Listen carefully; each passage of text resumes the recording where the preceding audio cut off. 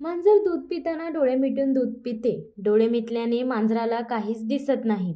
आपणाला जसे काहीच दिसत नाही, तसेच लोकांनाही आपण दूध पिताना दिसत नाही, असा मांजराचा समज असतो. समाजातील बदमाशीचा पर्दाफाश करताना असे मांजराचे उदाहरण सर्रास दिले जाते. आता हे उदाहरण रोह्यात चलाकपणे बसते, कारण रोह्यात सध्या भ्रष्टाचाराचा महामेरू तयार झालाय. हा महामेरू रोह्यातील प्रशासकीय राजवटीमुळे भलताच माजलाय. त्याचा तोरा उतरवण्याचे काम रोह्याचे माजी नगराध्यक्ष जितेंद्र दिवेकर यांनी केले आहे. रोहा भुवनेश्वर येथील क्रीडांगण कामाला भ्रष्टाचाराची लागण झाली आहे.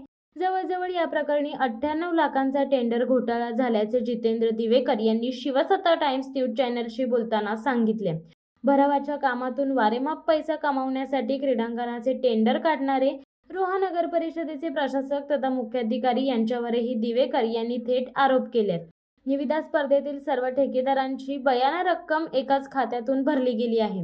निविदेतील अटी व शर्तीतील आवश्यक कागदपत्रे ठेकेदारांनी सादर केली नाहीत.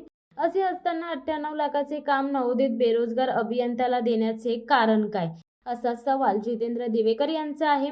रोहा नगर परिषदेचे प्रशासक तथा मुख्याधिकारी, नगर अभियंता, आवश्यक कामाचे ठेकेदार आणि ज्याच्या अकाउंटमधून टेंडर फॉर्म, फी, बयाना रक्कम खर्च झाली आहे, त्या सर्वांवर कडक कारवाई व्हावी अशी मागणी दिवेकर यांनी रायगड जिल्हाधिकारी यांच्याकडे केली आहे.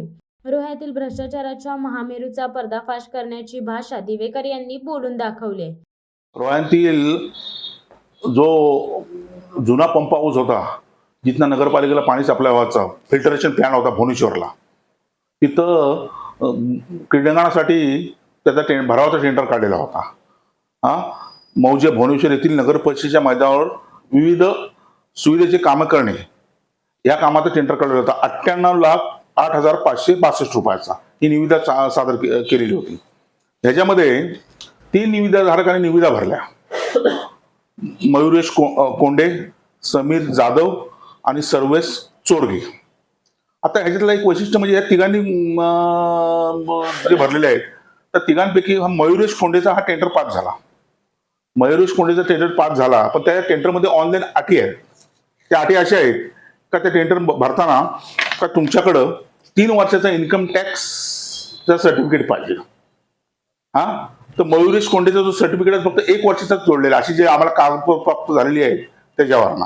दुसरी गोष्ट म्हणजे तुम्ही 1 कोटीचं काम घेता, तर 1 कोटीचं काम घेताना टेंडरमध्ये एक क्लॉज आहे का तुम्ही ह्याच्या अगोदर कुठची कामं केलेली आहेत, काय काय ते कुठच्या कामाचं आहे, काय सर्टिफिकेट आहेत का तुमच्याकडे, ते जॉईन करतात. तेही त्यांनी जॉईन केलेलं नाहीये. आणि सदर हा मयुरेश कोंडे जो आहे ह्याचा जो रजिस्ट्रेशन झालेला आहे,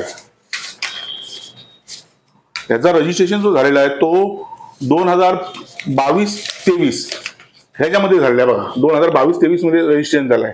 आता ह्याच्याकडं 3 वर्षाचा इन्कम टॅक्स नाहीच आहे ना भरलेल्या. जे टेंडरला तुम्ही ऑनलाईन अटी भरलेल्या आहात त्या नाहीच आहेत ना. तरी पण हा मुख्य अधिकारी रोहा नगर परिषद, अभियंता मयुरेश कोंडेलकर आणि वैशिष्ट्य बाब म्हणजे तुम्हाला सांगतो, हे जे तिन्ही टेंडर जे भरले गेलेले आहेत, तिन्ही टेंडर हे एकदम ह्यांनी भरलेले आहेत, प्लॅननी भरलेले आहेत.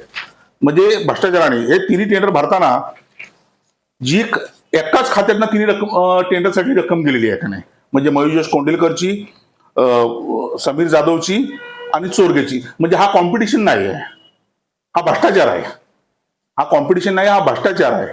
तर माझी मी मुख्याधिकारी रोहा नगरपालिका, अभियंता मयुरेश कोंडे आणि ज्यांच्या खात्यातनं पैसे गेलेले आहेत यांच्यावर सर्व गुन्हे दाखल करावे म्हणून जिल्हाधिकाऱ्यांना दिलेले आहे. काल माझी जिल्हाधिकाऱ्यांची भेट झाली. जिल्हाधिकाऱ्यांनी मला जे नगरविकास डिपार्टमेंटचे पोस्ट शेट्टी म्हणून नगरविकासचे अलिबागला सांभाळतात जिल्ह्याचा, त्यांची भेट घेतली. त्यांनी मला पूर्ण आश्वासित केला का ह्या सर्व कामांची आम्ही चौकशी लावणार. आणि मयुरेश कोंडेची नाही म्हटली तरी रोहा नगरपालिकेमध्ये 5 का 6 कामं चालू आहेत. म्हणजे जवळजवळ कोट्यात 1.5 का 2 कोटीची कामं चालू आहेत. आणि सगळे टेंडर असे ऑनलाईन झालेले आहेत. आणि सगळ्या टेंडरमध्ये संगणमताने करून हा भ्रष्टाचार केला पाहिजे. ह्यात मुख्य अधिकारी रोहा नगर परिषद, अभियंता आणि ज्या खात्यातनं हे पैसे गेलेले आहेत जे टेंडर भरताना यांच्यावर सगळ्यावर गुन्हे दाखल करावे असं मी जिल्हाधिकाऱ्यांना पत्र दिलेलं असून सदर झालेली कामं ही ताबडतोब हे टेंडर रद्द करून नव्याने निविदा काढा असा मी त्यांना माझ्या पत्रामध्ये दिलेला आहे. नाही, अन्य जी लोक आहेत तर सर्वांवर गुन्हे दाखल झाले पाहिजेत ह्या गोष्टी. म्हणजे अगदी मुख्याधिकारी रोहानगर परिषद असो, अभियंता असो, ठेकेदार असो, आणि ज्यांच्या खात्यातनं हे पैसे गेलेले आहेत, ज्यांच्या खात्यातनं हे पैसे गेले त्या सर्वांवर गुन्हे दाखल व्हावे ही माझी मागणी आहे. कारण परत ह्या नगरपालिकेत आता काय प्रशासकीय राबवले असल्यामुळे जे सीओ आणि हे अभियंता जे करतील तेच सगळं खरं आहे, बाकी सगळं खोटं आहे का नाही. पण ह्यांनी आता मी तर मागणी अशी केली आहे का जोपर्यंत प्रशासकीय राजवट चालू झालेली आहे 30 पासून सगळ्या टेंडरची ऑनलाईन टेंडरची सगळी चौकशी व्हावी अशी मी जिल्हाधिकाऱ्यांना मागणी केलेली आहे. आणि ह्या विषयात पण मी न्यायालयात जाणार आहे का नाही.